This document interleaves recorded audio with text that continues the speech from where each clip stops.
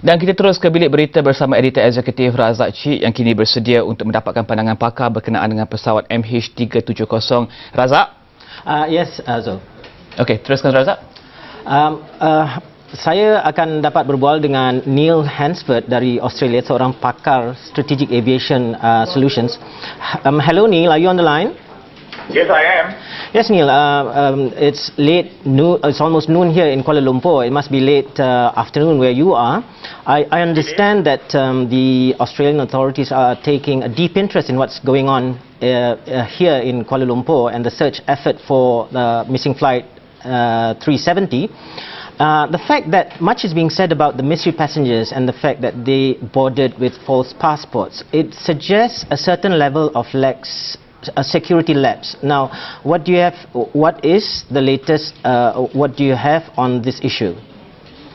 Well, I think what has been recognised is that Malaysia has not been following the suggested protocols, whereby that every passenger list submitted by the airlines is run against a check of the 38 million passports that have been stolen.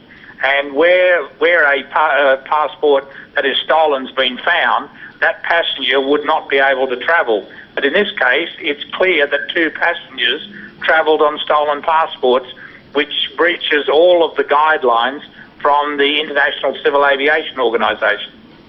During the many press conferences, the airport authorities have been given the endorsement that they have followed all security protocols as proposed by international bodies.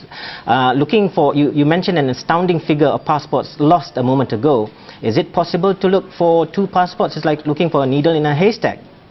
No, it's not. It's a very simple computer process, and any one of, I believe that even the computer at the Malaysian airport could run every passport number against that stolen list from Interpol, and this is what's run in the United States, in Australia, I believe Singapore, it's run in Europe. It's a standard procedure in 60% of the countries of the world.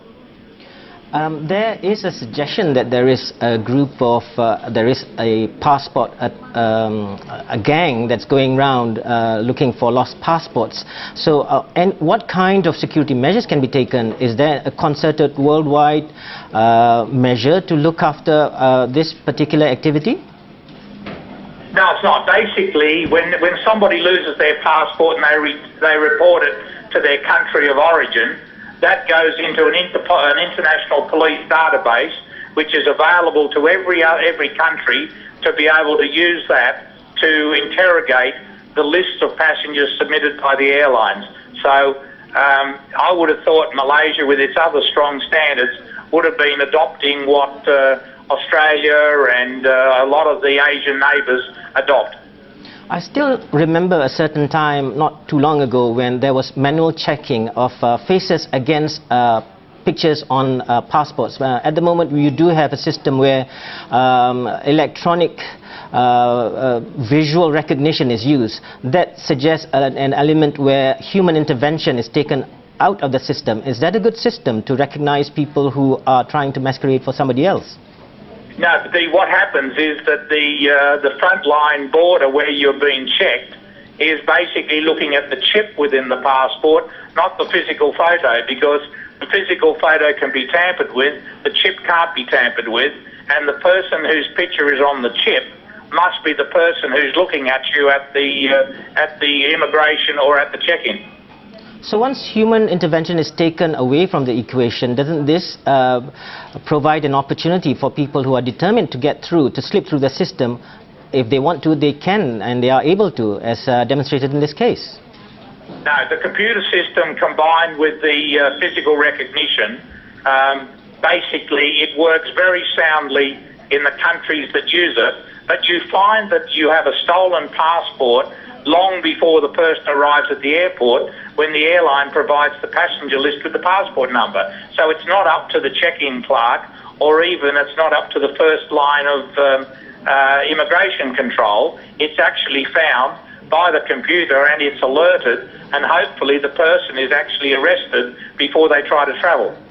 Your company, Strategic Aviation Solutions, based in Australia, what kind of measures would you suggest airport authorities, what do they have, if they need to step up their security and beef up their security, what should they be doing now? Well, the Malaysian government should be insisting that Malaysian airports actually run the passenger lists against the Interpol list, and your counter-border people are actually arresting people who try to travel on what is known to be a stolen passport.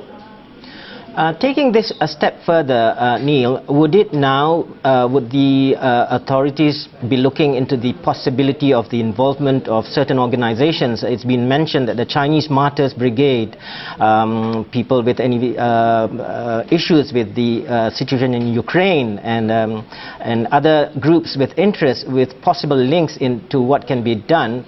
Should the emphasis now be looked into who could have a reason to want to be the cause for the missing flight? The first concern is to try and find the aircraft and say to the relatives and to those of the crew and the passengers to bring them an end to a very terrible event in their life. That's got to be the first priority. The second priority is that the Malaysian government, through ASEAN, has got access to governments who are using this system, and they should be calling upon assistance from countries like Australia, in particular, who has very strong border computerised controls, to assist Malaysia to quickly come up to standard before people start avoiding Kuala Lumpur as a transit point in their journey. Neil, thank you very much for your input. We hope and pray that the search will bear fruit pretty soon. Ya, Rizal, itulah perbualan saya dengan Neil Hansford dari Australia tentang perkara yang boleh dilakukan dari segi airport security yang perlu diambil, langkah-langkah yang perlu diambil oleh setiap authority di lapangan terbang yang di merata dunia. Okey, terima kasih Cik Razak. Tapi Cik Razak, mungkin Cik Razak boleh tunggu di situ. Saya rasa saya nak menambah sedikit apa yang dikatakan oleh Neil tadi itu, iaitu 38 ke 40 juta pasport hilang setahun.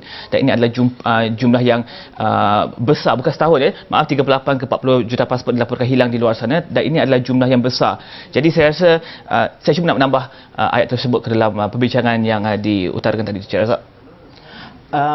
Bila kita menyebut tentang kehilangan pasport, pasport di antara pasport yang amat berharga adalah pasport Malaysia. Kalau kita di mana-mana airport yang kita pergi, kadang-kadang ada juga insiden-insiden di mana pasport yang kita pegang itu menjadi intaian oleh beberapa sindiket-sindiket. Sebab saya sendiri dapat tahu tentang beberapa insiden di mana kalau kita alpa buat seketika pun, selalu kalau travellers yang selalu berada di airport, kalau mereka alpa buat seketika, besar kemungkinan pouch bag dan sebagainya yang di mana disimpan pasport dan barang-barang berharga akan ada sahaja sesiapa yang mempunyai niat jahat akan mengambilnya tanpa kita mengetahui. Jadi ini menyebabkan di airport sendiri banyak insiden di mana pasport passengers yang melaporkan kehilangan pasport. Jadi dengan pasport beberapa negara tertentu yang begitu berharga, dapat mana-mana negara yang mempunyai reputasi yang bagus dari segi keselamatan, immigration dan sebagainya, dan pasport-pasport ini menjadi bahan di mana sindiket-sindiket yang mempunyai kepentingan dalam menjual pasport kepada sesiapa saja yang memerlukannya untuk apa-apa tujuan sekalipun, there is a ready market untuk pasport-pasport yang begini.